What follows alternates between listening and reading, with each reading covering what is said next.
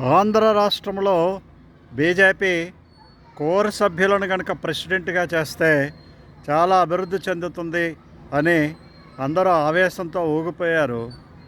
కానీ ఇప్పుడు కోర్ సభ్యుడినే అధ్యక్షుడిని చేసిన తర్వాత పురంధేశ్వర్ కంటే బెటర్గా మాధవ్ పనిచేస్తున్నాడా లేదా అనేటువంటి సమాలోచనలు జరుగుతున్నాయి.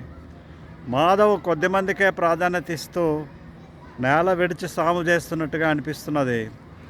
తాను విచ్చేసినటువంటి ఉత్తరాంధ్ర జిల్లాలను వదిలిపెట్టి రాయలసీమ జిల్లాలో పార్టీని బలిష్టం చేయడం కోసం అక్కడ ఉండేటువంటి కార్యకర్తల ఒత్తిడితో అక్కడే తిరుగుతున్నాడు. ఉత్తరాంధ్రలో శ్రీకాకుళం, విజయనగరం, విశాఖపట్నం, అనకాపల్లి, తూర్పుగోదావరి, పశ్చిమ గోదావరి జిల్లాలో పార్టీ చాలా బలహీనంగా ఉంది.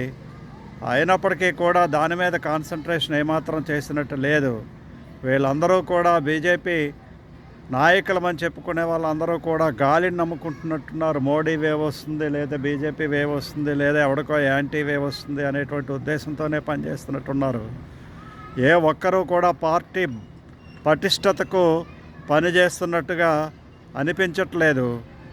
ఏదో ఊహాగానాల్లో వాళ్ళు వెళ్ళినప్పుడు 10 మంది వచ్చేసరికి పార్టీ పెరిగిపోయింది అనుకుంటున్నారు. కానీ రూట్ లెవెల్లో పార్టీ పరిస్థితి ఏంటి, ప్రజల యొక్క అవగాహన ఏ విధంగా ఉన్నది, ప్రజలు ఏ విధంగా ఆలోచిస్తున్నారు అనేటువంటి విషయాన్ని గమనించడంలో బీజేపీ నాయకులు, కార్యకర్తలు ఫెయిల్ అవుతున్నారు.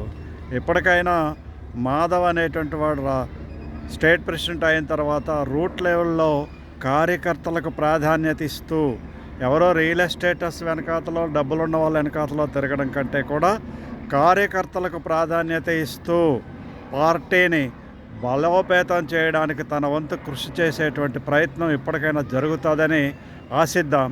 జై హింద్, జై భారత్.